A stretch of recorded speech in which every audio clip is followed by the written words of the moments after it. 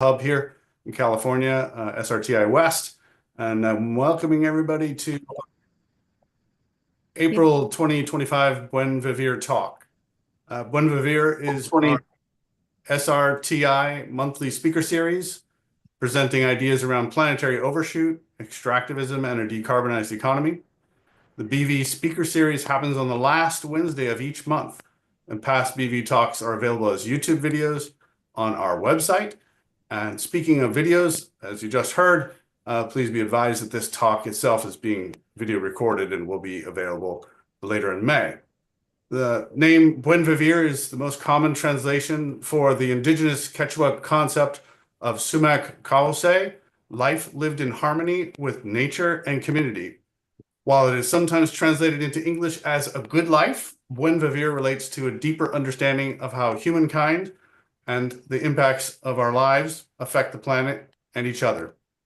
We invite speakers from both continents of the Americas, typically alternating between North and South, who bring together voices of the most affected by climate and other planetary emergencies and those who benefit from the current social order. As a good life, Buen Vivir. Our speakers attempt to connect the dots of those impacted and those doing the impacting. Our speaker for this Buen Vivir session will be John Mulrow, Executive Director of the Degrowth Institute and an Adjunct Professor of Environmental Engineering at Purdue. Dr. Mulrow has professional experience in off-grid solar installations, disaster response, and international development, and is speaking today about the energy transition and degrowth. So please, John, welcome and take it away. Okay, great. Thanks, Greg. Thanks, Suzanne and Scientist Rebellion Turtle Island for inviting me on to come talk.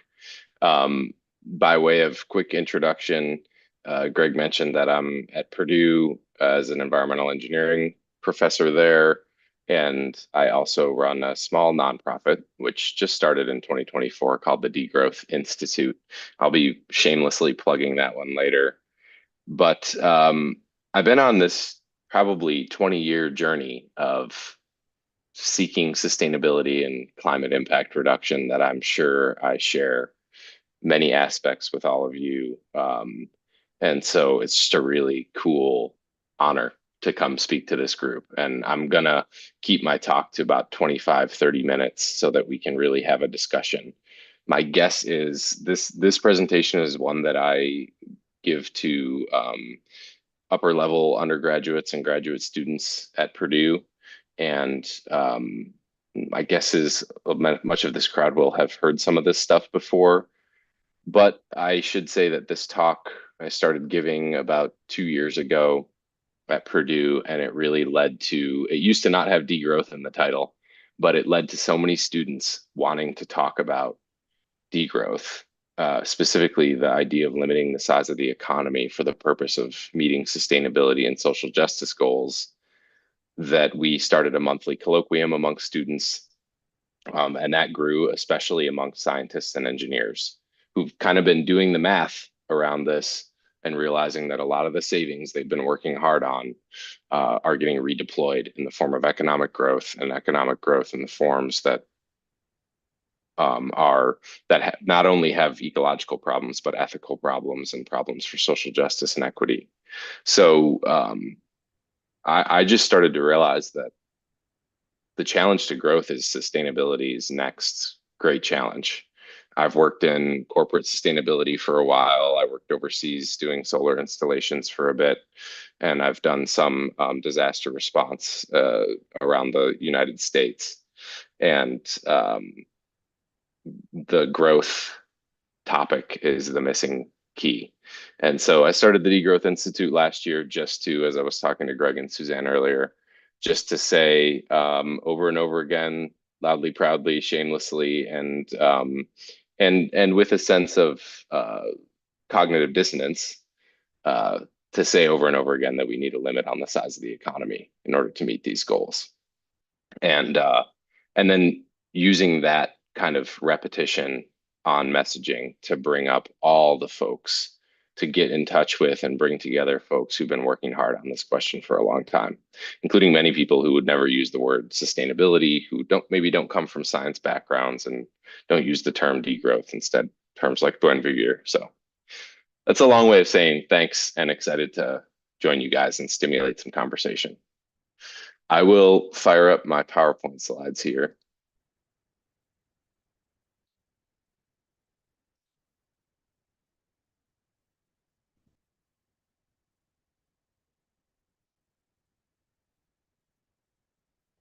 And so just a heads up, I'm going to ask for some audience participation in the early part of this presentation. So get your ears tuned in to me asking for folks to speak up, unmute, and speak up on a few things here as we get going. I'm going to talk about the energy transition and degrowth. I want to provide right off the bat, I've learned to do this so that because the term degrowth can be interpreted in many ways and folks are using it in many different ways, to give at least a starting definition from the Degrowth Institute of what degrowth is. Degrowth is an intentional downscaling of the global economy, which is a necessary step for achieving sustainability and social justice goals. So that definition is going to drive our discussion today, but I'm going to get into some history and some more kind of classic or traditional or conventional, we could say, sustainability language and connect the two. My research program at Purdue is called Energy and Infrastructure Within Biophysical Limits. So I've got a small research team at Purdue that looks at ways to update life cycle assessment and carbon footprinting methods to account for the global economy and how the global economy reallocates savings to growth in the absence of limits, in the absence of real climate policy. This is what's been happening over the years. So there's my research website, jmulrow.org, if you want to read more. And then the Degrowth Institute started last summer. It really grew out of the colloquium that I mentioned at Purdue, and then also some activist work that I've been involved in. I saw Nina Smolyar join. I saw her name pop up. She's been involved in as well. There she is. That different folks across the US have been kind of talking about degrowth, plugging into the conversation that's heating up in Europe, but then trying to translate it to a US context. We were together in Chicago in 2018 and started this organization called Degrow US. But through my academic work and scientific work, have been kind of refining the messaging for the sustainability movement. So you can check out degrowthinstitute.org, and then our Instagram is challenge_growth. Okay, I'm going to walk us through an exercise, and I've only ever done this exercise in person with like paper handouts where people are filling in numbers. So this is my first attempt at doing it virtually. So bear with me. I think this will be a really important test and a great group to test it out with. So if you could all go to bit.ly/respending, this short URL, and then I'm going to, is everyone's there? There's also a long link in the chat, but I think I need to put it into the chat. Okay, Greg reposted it. There we go. And if I could just see a few hands, when I see like a few raised hands that have managed to get to the document, and then you'll need to download it so that you can edit your own copy. So the document looks like this: respending exercise worksheet. It's just one colorful table like this. And then you'll go to File, Download. However, I recommend Microsoft Excel if you can. Leslie, I saw your hand raised. All I need is a few. I'm going to end up picking a few volunteers to give me their numbers. So here's the scenario. What we're going to do is simulate a very mini carbon footprint reduction exercise, something that this is like a miniature version of what I used to do with corporations when I was working in consulting. I did projects for Google, McDonald's, Los Angeles Unified School District, City of Seattle on identifying opportunities to reduce their carbon footprint. So we do a big carbon footprint inventory, and then we'd identify opportunities to reduce with different strategies. We're going to do a super mini version of that. So pretend you're planning a family trip or a trip with friends for the weekend, and you've got $200. So let's see up top, your starting budget is $200. And for that trip, you've got this, it's like shopping at the Oregon Trail, general store. You've just got these few options of what to put in your load up in your wagon or whatever for the weekend. You don't have to pay for the lodging. You just have to pay for food, fuel, and for whatever reason, we're passing the utility costs on to you. So what I need you to do is fill out this quantity row, these yellow cells with blue text. Give me at least 1 unit of everything and get us to a $200 budget for your weekend. So you've got non-meat options, you've got meat options. So I realize if you're a vegetarian, pretend you've got a non-vegetarian that you want to please coming along, and you just put 1 unit in there for me. You've got a fire pit wherever you're going, so you can burn some firewood, have a campfire at night. Maybe you drive electric and don't need gasoline. Well, this unit's got a gas-powered mower, so you got to put at least 1 unit in every row. And then electricity and heating. The typical single-family electricity demand in the US for 1 day is 30 kilowatt hours. The typical heating demand in the wintertime for a family for 1 day is 3 therms. So that gives you some starting point. So take it away with your spreadsheet. Give me a budget of 200, and somebody raise their hand when they're willing to share their starting budget with us.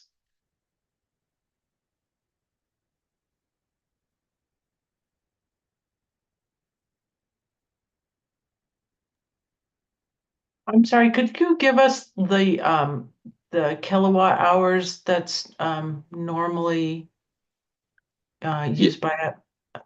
Thanks. Yes, the average, I should say, single family home electricity demand per day in the US is 30 kilowatt hours. And then the average heating natural gas demand for a northern latitude in the wintertime is 3 therms per day. So Claudio, do you have a question or do you have numbers ready to go? I got numbers. Okay, cool. So I'm going to pull up my fancy bonus spreadsheet here, which I can share this more detailed model with you all afterwards. But all right, Claudio, tell me what your starting budget plan for your weekend trip looks like, starting with eggs, dozens of eggs. All right, so 2 dozens of eggs, Okay. 1 gallon of milk, 2 loaves of bread, 2 bunches of bananas, 1 pound of tomatoes, 1 pound of chicken and 1 of beef, 2 bundles of firewood, 30 gallons of gasoline, 100 kilowatt hour of electricity, and 25 therms. Okay, cool. Are you going to Alaska on this trip? Cool. This is a great yes. starting budget. So all right, so I put Claudio's numbers in here. Bernadette, did you have a question? I just saw a hand go up there. Okay.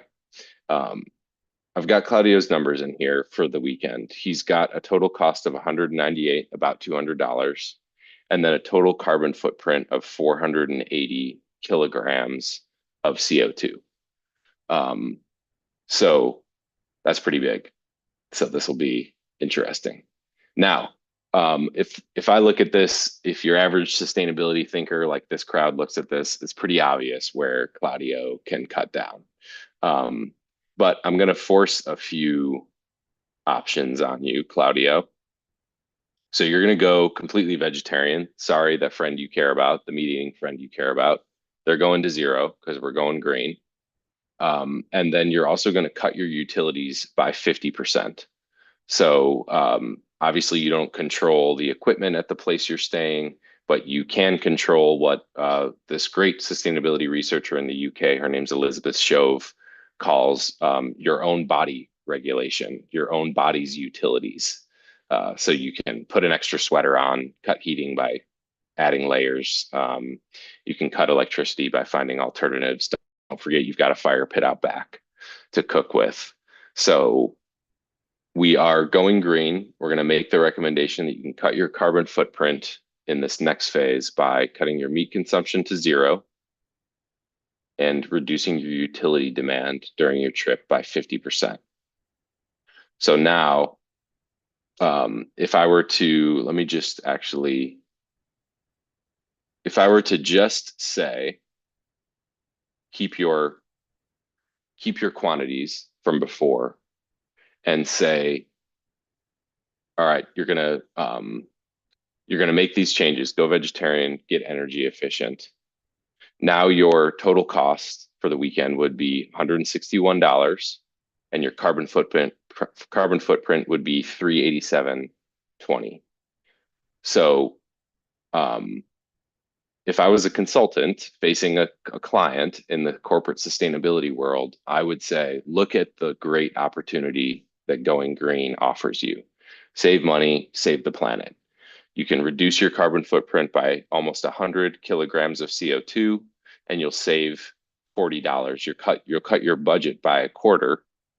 You'll actually have got the savings here. They're both 19%. So you cut your CO2 emissions by 20% and you save 20% on your costs for the weekend. So that's the typical framework. But now, Claudio, this is where you come back in. Now I need you to get back up to a total spending budget of $200.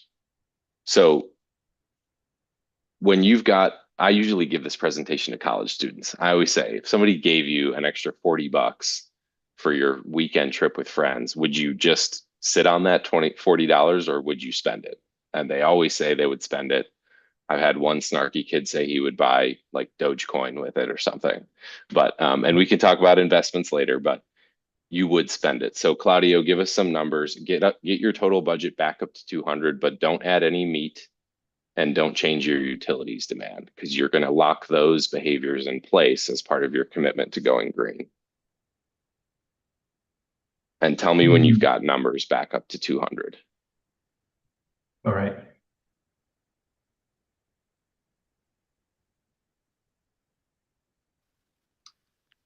But you don't have a row for adding alcohol. That's usually where the extra cash would go, right? Thanks for bringing that up, Bernadette. Yes, this is the universal question. Just gonna say, this is where you need the beer column. Yeah, I always say add to the bread column if you want the CO2 impact to be similar, because it's literally the same chemical process for the most part. Okay. Same ingredients involved. Okay, what have you got, Claudia? So I have 5 dozens of eggs, 5 gallons of milk, 3 loaves of bread, 5 bunches of bananas, and 3 pounds of tomatoes. Everything else remains the same. So 2 bundles of firewood, okay, and 30 gallons of gasoline. I was thinking on getting more food and feed more people around me. Yes, you got more food. You don't have meat to cook, so you don't necessarily need more firewood. That was good. You're not driving any more than what it takes to get there, so you kept those the same, and you just upped your food budget. Okay, so Claudio's numbers result in now back to the $200 budget, and then a total carbon footprint of 406 kilograms of CO2. So the net savings is $0. The net greenhouse gas reduction is 15%. So you had an original reduction of 20%, then you respent and went back to 15%. And then we can calculate this number, which is called the rebound effect. So that's the difference between your expected savings and your actual savings divided by your expected savings, and that gives you a percentage. So in this case, Claudio, by doing pretty much the right thing, you minimized your rebound effect, but you still experienced a 20% rebound effect. let me just see if I can illustrate that really quick for y'all. Because this concept of rebound effect, or the Jevons paradox, which I'll talk about, is being talked a lot about in sustainability circles. I've been to conferences lately where I've been challenged on the concept for carbon accounting, which we can get into. But here's where that term rebound comes from. So Claudio's starting carbon footprint was like 480. Can y'all see this graph that I've pulled up on PowerPoint? Okay. So S for starting, 480 kilograms of CO2. The intended I down here, the intended number was, I'm going to look back at, oh, sorry, you started at 390. Oh. Started at 480, intended 390, and got 405 roughly. 390 and got 405. 405. I'm not going to finagle this too much, but basically 405 would put you down here. So your expected reduction here in this left downward pointing blue line is from 480 to 390. And then your actual, update this, is a little bounce back up. So that's where the rebound term comes from. It's like you throw a ball downward, you get some energy headed downward. It doesn't, due to the laws of physics, doesn't come back up all the way, but it comes back up some when that energy you've planned to spend gets respent after you do your sustainability actions. So that is just a little exercise to demonstrate for you all the rebound effect. Now, let me mention one other before I move on. You can end up, so Claudio, if you had decided to respend your cash on gasoline and said all that meat savings is going to go to an extra road trip, you might have seen what we call backfire, which is where your actual impact would be higher, something like 500. That would be called a backfire effect. The other option is what's called super conservation, where you went vegetarian and then you cut your consumption, and then you were also motivated to not have a campfire at night, or maybe just change your destination so you weren't driving as much. And that could have led to a follow-on effect, which is where we compound good behaviors or ecological stewardship behaviors, and you end up with 370, something less. So that net effect is called super conservation. So whenever you hear rebound, keep in mind that there's not only the rebound effect. It doesn't always happen. Sometimes you get backfire. Sometimes you get super conservation, where we're compounding good behaviors on top of each other. That's a little introduction to how I, as an engineer and sustainability kind of numbers guy, came to degrowth. So I'm going to introduce that a little bit more, and then we can get into obviously degrowth pulls from many traditions, many ways of thinking, many ways of understanding our life and existence on planet Earth. And so we can get into that a little bit more. But let me minimize this. I'm just going to talk about when I talk to kind of sustainability crowds, like, for example, next week, the Degrowth Institute in Chicago is hosting the Chicago Sustainability Task Force. It's representatives from all the major institutions in Chicago. It's their sustainability managers: Northwestern University, McCormick Center, the two ballparks, the football field. And they're coming to the Degrowth Institute to hear this presentation. So that'll be like a different part of the spectrum than the scientist rebellion, but they're going to hear this as well. So this is the energy transition makes three big promises that we're used to hearing. More renewables and increased efficiency will lead to less ecological impact, not just on the climate, but on water, land, and biodiversity. The two issues with this, which are new to some audiences, but likely not this one, are that there are ecological trade-offs with renewable energy due to the built materials, the built infrastructure associated with associated with matching fossil fuels in terms of performance. And then there's the Jevons paradox. Efficiency is not a strategy for reducing ecological demands, especially long-term. So we did a little example of respending rebound. That's one type of Jevons paradox, but I'm going to get into the larger piece. And because Jevons paradox shows up all the time, I see it all over the place in the sustainability dialogue now. I think we need to, this is an opportunity, if you haven't thought or learned about the origins of the Jevons paradox, an opportunity for me to share a little bit of detail. So the name comes from the British economist William Stanley Jevons, who wrote this book in 1865 called The Coal Question. And he studied this is a whole treatise on the entire coal industry in the UK, but he's got one chapter, chapter 7, which is on the fact that as steam engines, so Jevons tracked the numbers, as steam engines got more efficient over the previous 2 centuries, so starting in the late 1600s until 1865, the production or extraction of coal in the UK increased. And these 2 numbers, mechanical efficiency and coal use, were highly correlated. So he said that this was paradoxical. He used the word paradox, and he said it was paradoxical because so many in the UK economy, as they were lamenting the exhaustion of coal reserves, were saying, we need to get more efficient. We need to get more efficient. And he said it's paradoxical that the actual truth is we're extracting more as we get more efficient. In the class that I teach at Purdue, we actually have model steam engines that we run to demonstrate how to make an engine more efficient. So we kind of go all the way back in time, but I'll skip some of those details. I think if you take away any slide from this presentation, it should be this slide. This is the quote where Jevons identifies the paradox. It is wholly a confusion of ideas to suppose that the economical use of fuel is equivalent to a diminished consumption. The very contrary is the truth. So economical use of fuel means efficient use. But he has one other line that not everybody talks about. So sometimes when I hear the Jevons paradox, I hear the Jevons paradox means that efficiency drives more use. As we get more efficient, we use more.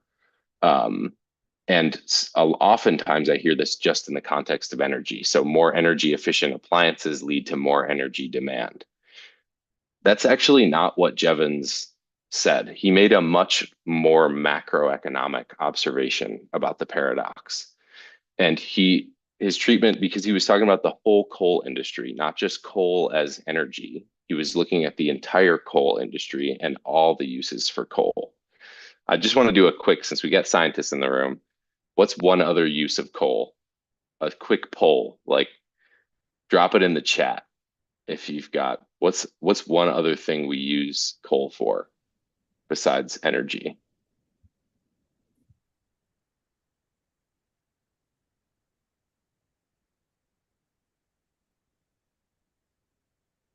Drawing, so inks used in pharmaceuticals, and then Greg said coal, or sorry, steel production, coking coal. Yes, coking coal is number 2 after energy use. So that is the top one, used for smelting, not only in steel, but also in other metallurgical refining processes. But yes, coal is a fossil fuel, so it's hydrocarbons that can be turned into almost anything you could think of: plastics, dyes, inks, pharmaceuticals, and so on. And Jevons talks about this in 1865. I've got a chart here from actually a U.S. Army war pamphlet in the early 1900s showing all the uses of coal. You've got not only lubricants, gases, fuels, and smelting materials, but you've also got war gases, diphenyl chloroarsine, aniline dyes, picric acid, TNT, the explosives that go into TNT. These are all the things that the coal industry has been feeding over time. And Jevons said, no one must suppose that coal thus saved, he meaning saved in steam engines for energy use, is spared. It is only saved from one use to be employed in others, and the profits gained soon lead to extended employment in many new forms. And this, for me, is the ultimate reason why, when we talk about climate action and we talk about reducing fossil fuel use, we have to talk about the whole fossil fuel industry and not just the energy production aspects, because there are so many other opportunities to use fossil fuels, and they all yield carbon dioxide as a byproduct of refining hydrocarbons into these refined products. So that's one topic we could get into. I just want to touch on this note for our audience. There are many different ways to think about rebound effect. I'm going to skip through some of these methods about do we rebound at an individual scale? If you save energy on heating, do you actually turn the heat up? No, there's all sorts of questions that could be confronted here. But what led me to degrowth was realizing that this last part that Jevons mentioned, savings in one aspect of the economy lead to redeployment in another aspect. The only chance we have of preventing redeployment of resources is a few things. Personal restraint, which we've relied on a lot, but then you are subject to the greater economy where not everyone is practicing personal restraint. We also have legislation like climate action legislation that would make certain resource uses more expensive. But there's always, because there's a demand for constant growth in the economy, and growth is inextricably linked to the ecology of our one planet, and it's inevitably material, we'll need to put a limit on growth in order for the savings from our hard work and sustainability to actually be banked long into the future. I just have one other example from my personal journey on sustainability, which is kind of funny. And it goes back to my time as an undergraduate at Stanford from 2005 to 2009. I was out in California. And that was like when people were still printing their emails. So usually I'm talking to an undergraduate or graduate audience who most people don't remember this era, but I'm sure that some of you remember this please consider the environment before printing line. And when I was an undergraduate, I did a huge campaign. It was like sophomore year, so 2006, when people still printed emails. And we did a huge campaign to get everybody on campus to put this in their signature. And we did. We got everybody. We got the college, we got the president of the university to put please consider the environment before printing in their email.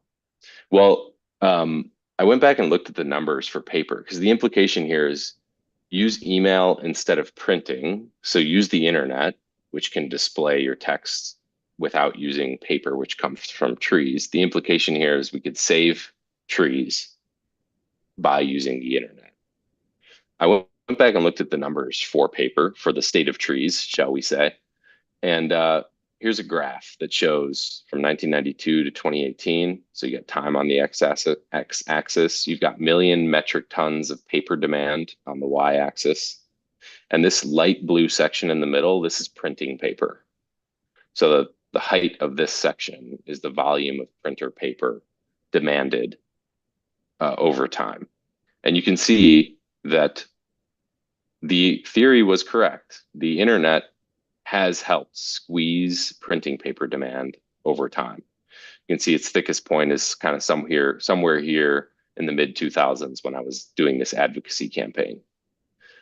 But the total number of paper demanded is huge over time. And what's the culprit? The culprit is packaging.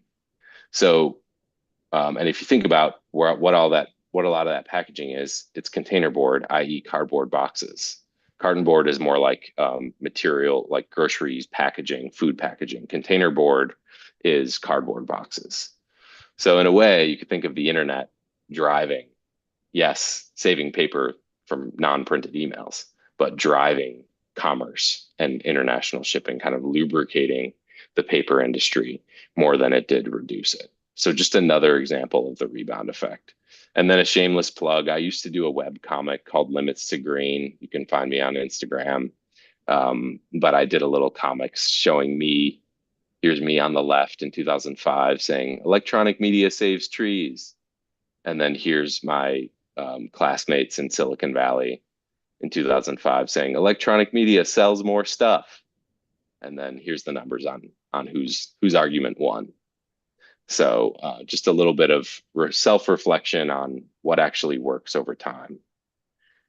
I've got a bunch of other examples here of how efficiency rises and impacts rise with them, but I'll kind of save that for the discussion. I would love to get into Q&A, and I want to end with how this leads to degrowth. So when you think about rebound, and you think about how inextricably linked the economy and ecology are, then every saving of ecological resources via almost any strategy you can think of that's not a global cooperation on economic limits frees up some resources, frees up resources to be redeployed as economic growth. And so take many of these concepts that we've practiced over the years: efficiency, circularity, new materials, bio-based materials, and renewable energy. If you look back at history, these strategies have all show up at some historical point. And many of them have been applied not as ecological stewardship concepts, but as growth concepts. So I always say, if we don't realize that these principles have already been applied many times throughout history as a growth concept, then we're primed to be misled about their potential to deliver global environmental impact reductions. And that's why we'll need to pair that hard work, not scrap it, not say to hell with all of our great climate work, but leverage it, build on it, and pair it with an intentional downscaling of the global economy, which will be necessary for achieving sustainability and social justice goals. You can go to degrowthinstitute.org and see where I've got some research there. I've had some success over the years joining degrowth with the kind of what I would call conventional sustainability and technological intervention space in the academia. But Degrowth Institute is also convening people, professionals, and activists to talk and say out loud that we need a limit on the size of the economy, over and over again, and as out loud as possible. And we're actually gathering in Chicago this summer. We'll have a in-person gathering in late July, we've got a 4-day program being put together by a variety of volunteers where we'll cover challenging growth, degrowth action, and workshopping next steps for the degrowth movement in the US. And I'll leave it there. Fantastic, John. That's amazing. My head is a little buzzing. I wonder if folks want to raise their hands and have John calling you for questions.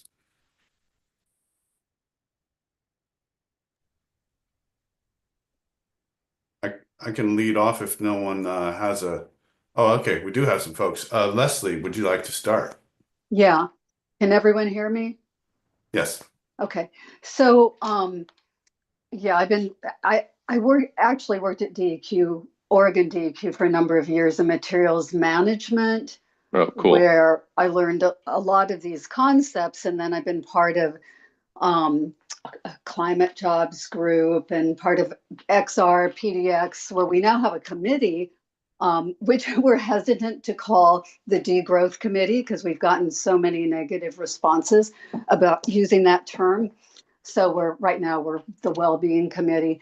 But, we're trying, I just think this is so hard when you start talking about energy and the kinds of things people are promoting. And, one example that's really bothered me is EVs. So EVs are very heavy. They use a lot of metal, steel's mostly made with coal. They use a ton of plastics. So we talk about, Extinction Rebellion works on trying to diminish the use of fossil fuels, yet at the same time, all the plastics require the distillation of fossil fuels to get those plastics. And I have a very weak understanding of this, but my understanding is that first the components that produce gasoline come off of that. So what do you do with all this gasoline if you move entirely to EVs. Plus, EVs are very heavy. They're hard on roads. Roads require concrete. There's just like everything you look at in terms of these arguments about green technology, everything has its downside, and it feels very hard to get some balance there in terms of working with most folks who are trying to move in the right direction. So I guess this is more of a statement about some of the complexities, but I just wanted to put that out there and see if folks have responses. Cool. Yeah, I'm sure folks have a variety of thoughts on this, Leslie, but in a way, I'm taking it as emphasis that this question of modeling feedback effects, which is how I started the presentation, is so important to the professionals who are looking to tell us how to reduce emissions. And it's crazy to me when I read a paper that says something like autonomous electric vehicle taxis will reduce emissions because they can platoon and be more efficient, with absolutely no recognition of the economic growth implications, the computing costs, and these kind of other feedback effects that we were talking about. But I just want to say that the reason degrowth is such an important word and concept is because they're like, any way a technology gets structured will need a limit in order for the savings to be banked. So let's say EVs didn't have any of those problems. Let's say they just were like this magical energy-free driving device that replaced fossil fuels perfectly and functionally and didn't required very minimal inputs. Let's say they were completely environmentally benign. I call this the unicorn poop scenario, but it's the fantastical scenario where there's zero impact. What would society do with the savings? Absent a commitment to limit the size of the economy, the savings freed up by being able to travel without any material inputs would be an amazing opportunity for certain industries to deploy those same materials, the ones that compete for the same types of materials, the plastics and the fuel, to use them for other activities. So we'll have to have a commitment to limit the size of the economy, no matter what technology comes along, no matter how environmentally benign or smartly it's designed. So I always like to mention that too, so that we don't get too wrapped around the individual technological parameters of a specific intervention. That's a great point. And if I can just add one other thing, I live in Portland, Oregon. The traffic is hideous, and it's not going to be better because everyone's driving an EV. So there's this huge issue of what kind of communities do we want? What quality of life do we want? Which I think, we have to create a positive vision about that. Exactly. So that is I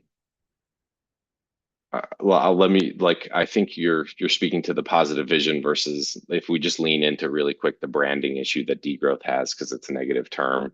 I found degrowth exciting because it says we'll need a limit on the size of the economy. I've found that many people are fired up by that because they don't necessarily need to be told their life's going to be better. They're already committed to climate action in some ways. And it's very refreshing for people to come across theory that actually says, here's how we're going to make all this hard work we've been doing count. So I've actually found that in a different way, maybe not in an envisioning life way, but in that way, degrowth is really empowering and exciting for people. There is a bunch of people in degrowth working on the obvious fact that we can live better with less, and the visions of a better future. That's not necessarily my wheelhouse, but we're bringing those people together at D School. Great, fantastic, thanks, Leslie. Keeping track of the stack here, I think Bernadette had her hand up. Would you like to go next, Bernadette? Sure, thanks. I wanted to ask about the circular economy bit, and I guess I sort of already know the answer. I mean, I agree with the idea of degrowth, and I understand your point that if we save in one place, we'll just spend elsewhere unless we put limits on growth. And yet, when it comes to circular economy, I think, you could envision sort of the ideal model where we already have enough plastic on the planet to never ever use hydrocarbons to make more.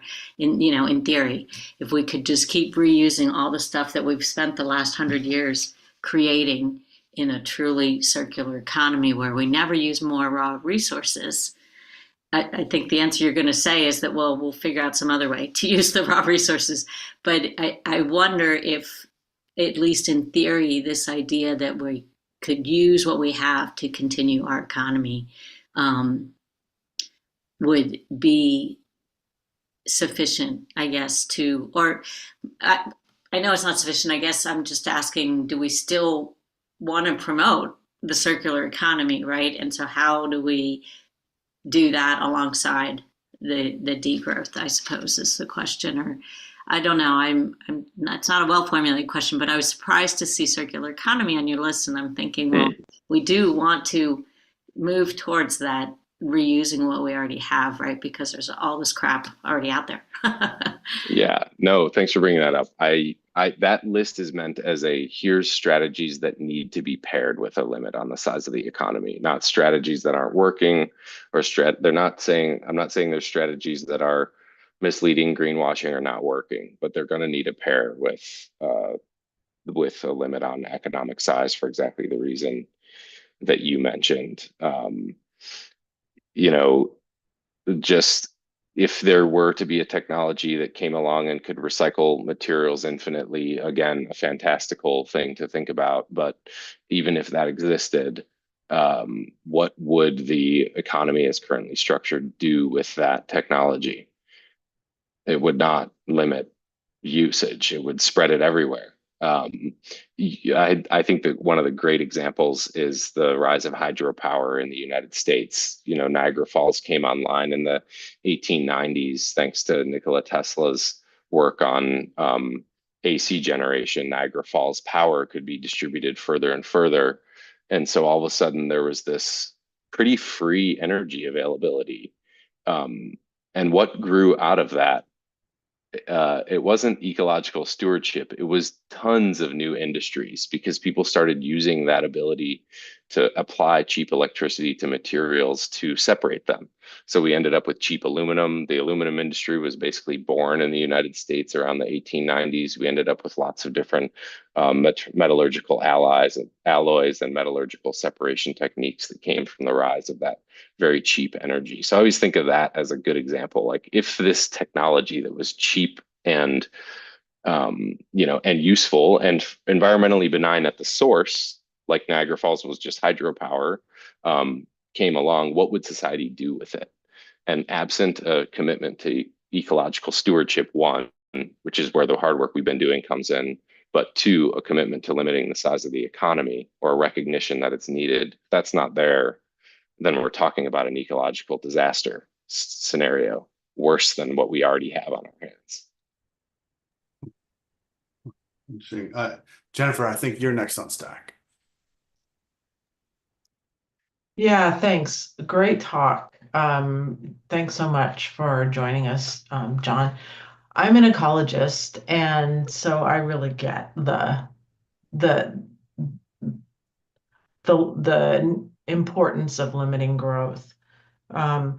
It strikes me, so this organization, Scientist Rebellion, is devoted to nonviolent direct action. So we're all about provoking a dilemma and forcing people to choose on that. And we, first of all, I want to say, what you presented is intellectually stimulating and satisfying, and it didn't work to present that kind of information about climate change, right? We explained it.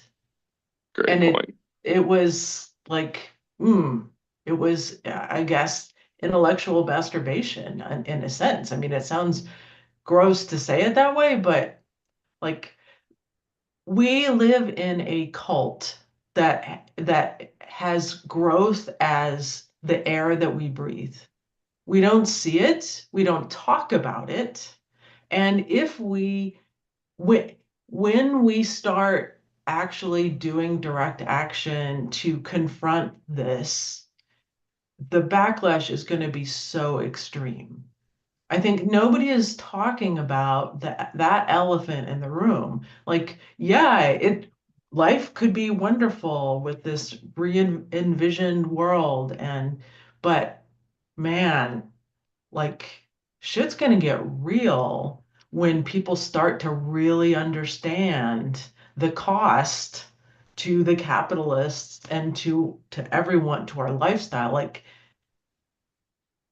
yeah. So my question to you is, what do you ever let yourself go there intellectually and emotionally, and how do you see this actually working out when people start to get it? Cool. Yes. Thank you. I've got two responses to that, Jennifer. One builds on the first part, which is that we tried this with climate change, and I have a supplemental slide that I think is worth showing. It was in my presentation, so I'm gonna share it again really quick. While you work on that, I'll just tell everybody that they've got several folks on stack here. I think it's going to be Suzanne, then Daniel, then Mark on questions. Check. Okay, I'll make this pretty quick. Since everyone in this crowd, a lot of students I encountered never saw Inconvenient Truth in 2006, but I think most folks here are familiar with Inconvenient Truth. I'm just going to show you a slide. You may remember this from the last few minutes of Inconvenient Truth, where Al Gore says, we've got all the technology we need to solve this crisis. And he shows this wedge diagram. So here's CO2 on business as usual, going up along the top. Are you guys seeing a slide? Okay, because I can't activate my red pointer. Oh, there it is. Laser pointer. Okay. You've got CO2 business as usual, and then here's these options for ratcheting us down to sustainable levels by 2056. Efficiency, renewables, carbon capture and storage, and supply efficiency. So this, like, I think that, was it Jennifer who asked that question? Yes. Jennifer, I think it's an amazing point that yes, you can end up presenting a lot of great facts that don't motivate real action. But I do think that the climate gave us like 90% of the facts, but left out the 10% big question, which was growth. And so in a way, I see degrowth as just adding that on top of the logic. And yeah, it's extreme. It's bad branding. It's hard to say out loud. And in a way, in the same motivated by the direct action, we just have to say it out loud over and over again so that it does sink in and we can get a diversity of folks working on the real change. I want to point out one thing too from this graph, which is that I did the numbers. The carbon footprint of the United States economy actually followed, if you go do the numbers, it actually follows the lower boundary about like from 2006, 2016, or to 2020, the real numbers actually map to Al Gore's graph, which is crazy to me, that it maps to the lower boundary. These are the real carbon footprint. Now you can bring up problems with how we measure carbon footprint of the US economy, but it did follow. But here's what happened on the global scale, which is the only scale that matters for the climate. CO2 emissions have been skyrocketing. And so it's no wonder that an advanced kind of privileged economy can get efficient and claim an achievement, but not claim any responsibility for this massive increase in risk to life as we know it on this planet, which I know y'all are working hard on and care about as well. But I just wanted to bring that up, that I think like Inconvenient Truth is just a great example of a well thought out popular talk that actually told us we were going to solve the problem with efficiency and left out the macroeconomy and the global picture, which is all that matters for the climate. So yeah, they led us to the edge and then pushed us over it instead of pulling us back from it. And yeah, my last response, Jennifer, is I do think about how difficult it's going to be. I'm focused right now on the fact that a lot of right now, I can't even keep up with the amount of folks that want to have degrowth conversations. It's me, Jason Barahona, who's our program coordinator. We're together in Chicago, and we have a media coordinator based in California. And the three of us are just like trying to find our own personal time to catch up. So right now, I'm caught up in the desire to talk about the macro economy. I think that's going to lead to already has led to really tough conversations. I've been called all sorts of dirty words on social media and been threatened and things like that. So it's already bubbling there under the surface. I've been called a shill for the fossil fuel industry as well, right? So there's some infighting happening. But I'm kind of just sticking with this story and saying it over and over again the way that I've been saying it. And I think the majority, some critical mass is coming together. That does not mean we will not need direct action in many places and spots with many people involved going forward. Okay, we're not out of a job yet then. Great. Suzanne, you're next. Thank you, John. Really, stimulating talk, and lots of that little exercise at the beginning was very informative. Okay, cool. So it worked outside the classroom. Yeah, exactly. Okay, great. But I think what's interesting is the emphasis on the personal responsibility. And this is a tactic that was developed by the fossil fuel industry to, people have to recycle and people have to do this, and, no blame on us. And I think, when we were setting this up, everybody voted that they didn't want the word degrowth used. I was all for using degrowth, but, we collectively make decisions, and it was categorical. People did not want the word degrowth in there. So I'm thrilled to bits to hear you not only use it, but say people are flocking to you to talk degrowth. But how do we get beyond? I mean, we have to change the way we live. I mean, we have to, and people all over the world live very differently than we do. You can just talk refrigerators. Yeah. I mean, like clothes dryers, washing machines, that there's size, so how do we move the conversation from the individual to the community and to the municipality and to the nation? And how do we, I've had conversations with people about redefining luxury, gold, the fact that gold is so high right now. And yet gold is, a lot of it comes from, illegal gold mining by individuals who are so poor and have no choices, and they're pouring mercury into streams.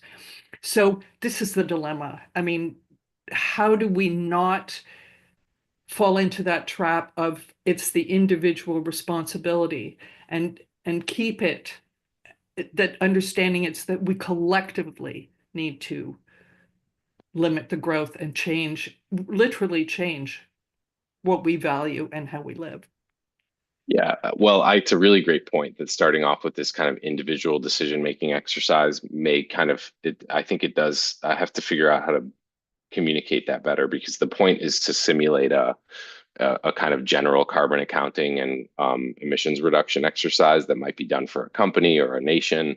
And so the implication is not necessarily that we should burn our cash when we save it or something like that. But the point is well taken, that we're so used to, in sustainability especially, we're so used to being asked to change our behavior. Here's 10 easy things you can do to save the planet, 20 energy efficient steps to take to save the earth. We're so used to hearing that model that we almost expect it. And we actually don't have that. We don't have tips for degrowth in your daily life. We are pretty stuck on repeating our definition of degrowth over and over and over again, which is an intentional downscaling of the global economy. So that's some keywords there: intentionality, downscaling, global scale, for the purpose of sustainability, for the purpose of social and ecological justice. So obviously that's a utopian vision, but staying on that global scale has been really important. And the way I know we've been successful at that is recently at degrowth talks, the questions that have come back aren't what's one degrowth thing I can do in my daily life, but the question is like, what's going to happen to my retirement account?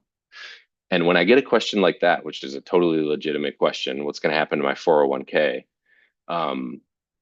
Now I know we're talking about the macro economy. Now we're having a conversation, to Jennifer's point. Now we're having a really tough conversation about people's material well-being, or at least their perceived well-being, that speaks to the macroeconomic situation and predicament that we're facing. So we are trying to repeat that mantra over and over and over again, intentional global downscaling.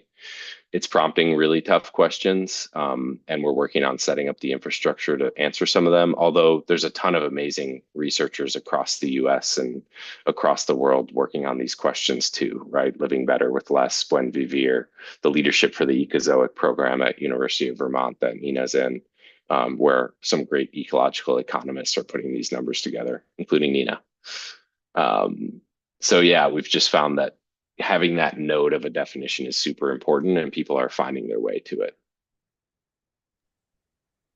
Great. You know, the decision to stick with a simple but profound kind of messaging, I think is a good decision given how much our brains are taken over by ideas of growth and efficiency. And as Claudio says, development. It's going to take a hammer to keep driving that message to people. I believe, Daniel, you are next. Would you like to unmute and ask a question? Sure. And I know we're over time, so I'll try to be brief. But if anything, I know Leslie earlier brought up like kind of like transportation issues in Portland and thinking about like changing like traffic. That made me think of changing traffic patterns and how like different calls for change behavior around, say, like road diets and installing bike lanes, and how that taking away from car space, can help be better for the planet to like biking choices versus car driving choices. Let alone, like, I think the status quo in most of America is still to build wider lanes, make a induced demand wherever it may be. And honestly, I kind of think that's also differently with my professional role. I work at NCAR supporting scientists developing weather and climate models.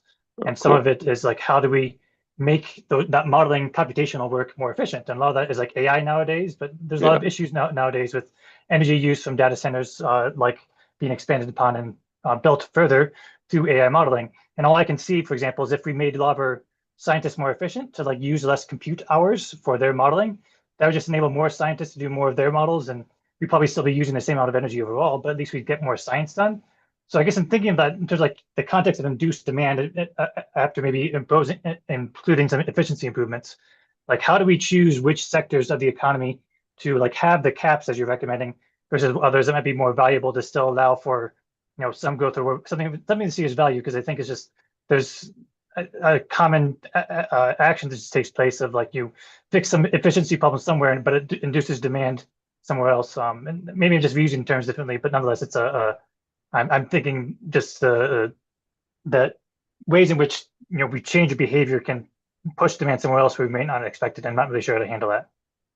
Yeah, the question about like what's parts of the economy, and we talk about economic downscaling, now you're at this next level question, which is really important, which is, okay, what does that look like? And it's really important to say that economic downscaling is not a wholesale restraint of the economy. It's not taking the current economy and just squeezing it down. That would be a socioeconomic disaster. I always say, like, when your luggage is overweight, you don't just take out one of everything, right? You find the least important, densest thing to take out to get underweight. So that's what degrowth is going to be. And then it would be like being overweight, opening up your luggage, and then realizing like, oh, you forgot to bring something really important, like your, comfy slippers. That's kind of what degrowth is. It's like, we're going to take out the dense things we know are ecologically destructive, but we definitely need to make room for new things to come in. There will be business types that grow, like cargo bikes. I think bike lane installers will probably grow in a degrowth economy. And so maybe not sector wise, but there's work to be done identifying the types of companies or types of efforts that will grow. Ecological restoration is one we always talk about that will grow in a degrowth economy. There's an organization in New Hampshire, just started as well, called Pivot All, and I can send that link later. But they're degrowth business incubator. Her name's Stella McShara. You may have seen her on social media. She's kind of a degrowth name. And so she's helping businesses come up with a degrowth oriented business plan for their startups. Does that kind of speak to it, Daniel? Yeah, I appreciate your response there, especially your analogy with the luggage kind of like metaphor. Cool. Yeah, as Jennifer says, you've got a lot of good metaphors here. John, I know you have to go and we're a little over time. Do you have time to take our final question from Mark before we wrap? Definitely, yep. Okay, Mark. And I want to save this chat. I got to save the chat somehow before we log off. But and one of us will keep it open so that we can save it as well. Okay, great. Run. Go ahead, Mark. Yeah, just our group, Extinction Rebellion in Portland, we showed this documentary called Outgrow the System, and it generated a lot of interest. But when I went to a sponsor from an environmental group, the word degrowth scared them because they thought it was really unequitable. There was a lot of inequity around degrowth, which I assume that mean that the global South is going to be screwed versus even though the global North is reducing. And so, but that's not, I tried to explain, that's not where our intention of degrowth is creating a well-being economy for everybody. And so, but that was the first thing that came from them, was somehow they heard about degrowth being an inequitable system. Yeah, that's why I have no doubt that it's anytime you create a buzzword, you're gonna get folks who leverage it for their cause. And so I think there are examples in Europe of degrowth being used in a kind of close the borders protectionist way, kind of like degrow the French economy so that France can stay great and not have an influx of people and issues to deal with. I'm not saying that that's the case in France. I don't actually know, but I've heard that in some cases the word has been used in that way. I read a piece by Ezra Klein, Ezra Klein is a kind of a liberal political commentator in the US, and he wrote a whole book recently called Abundance, and he's got a chapter in there that says degrowth is a terrible idea. It equates to austerity, and it's austerity pushed by the already wealthy. And I don't disagree with some of his arguments. But then the question is, if we need a limit on the size of the economy, if I just scrap the buzzword degrowth and say we need a limit on the size of the economy, we have to do it smartly, ecologically, and justly, we have to push forward with that effort, even if it has huge pitfalls that we could hit. Naming the pitfalls is step number one. And so the degrowth term has caught on. If you read most of the degrowth literature, it is very global in scope. It's very acknowledging of the need to rebalance resource flows and power dynamics on planet Earth, to undo, to de-develop, to move away, or call it ab-development, to move away from development concepts, like Claudia was saying.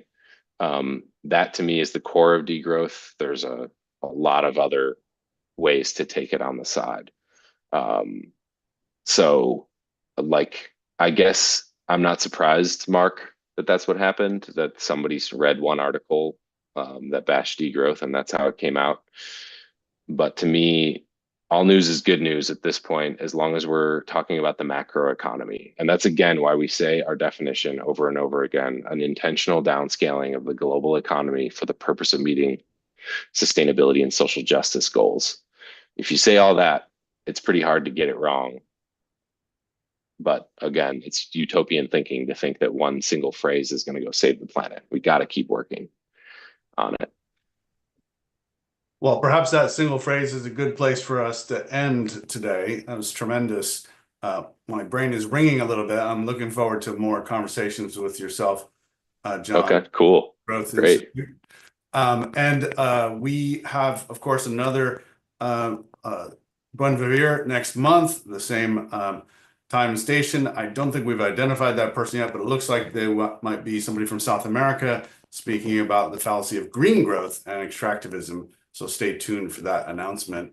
And thanks again, John. It's been tremendous. Yeah, thank you, everybody. Great to meet you all and to talk with you. Feel free to get in touch.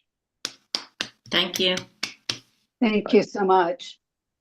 Thank you so much. Yep, thanks. You're welcome. Thank you, John. Yeah, thanks, Claudio. Thanks for being my volunteer. Of course. Yeah, Good to Well, see you, Nina. I've saved the chat as well, John, and Okay, great. we can make the video available too as well, and it'll be on our YouTube. Yeah. Oh, awesome. Okay, so it will be available on YouTube. Cool. It was live streamed today on YouTube. Irene, where was it live streamed? YouTube and Instagram. They both saved the recording. It should be available publicly. And we've been linking to the talks, the Buen Vivir talks on our website. So it's a place that folks can find this episode and other episodes of Buen Vivir. Oh, great. I should have checked that out ahead of time. Well, thanks for including me in here. I know it was maybe a little more technical than the topic Buen Vivir deserves. No, it's fantastic. I love Okay. it. Yeah, I know it was perfect, and you raised some really good issues, and I'm sure that we'll get lots of feedback as well. So thank you. Awesome. Yeah, thanks, John. Looking forward to it. All right, y'all. I got to take off. Okay, cheers. Bye. I'll be seeing you soon. Talk to you soon, Nina.